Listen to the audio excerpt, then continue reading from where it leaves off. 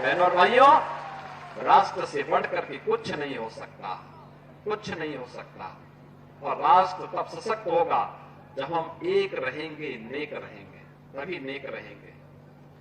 बटेंगे तो कटेंगे। आप देख रहे हैं ना, बांग्लादेश में देख रहे हो ना, तो वो गलतियां यहां नहीं होनी चाहिए।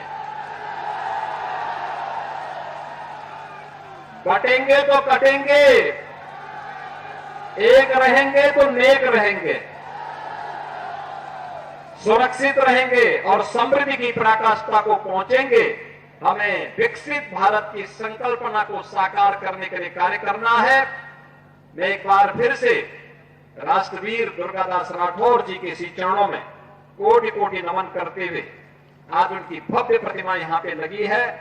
राष्ट्र के प्रति समर्पण और श्रद्धा का भाव जिन्होंने अपने शौर्य और पराक्रम से दिया था, वह श्रद्धा का भाव हमारे मन में सदैव बना रहे, इस विश्वास के साथ आप सबको एक बार फिर से जन्माष्टमी की इस पावन तिथि पर हृदय से बधाई देता हूं।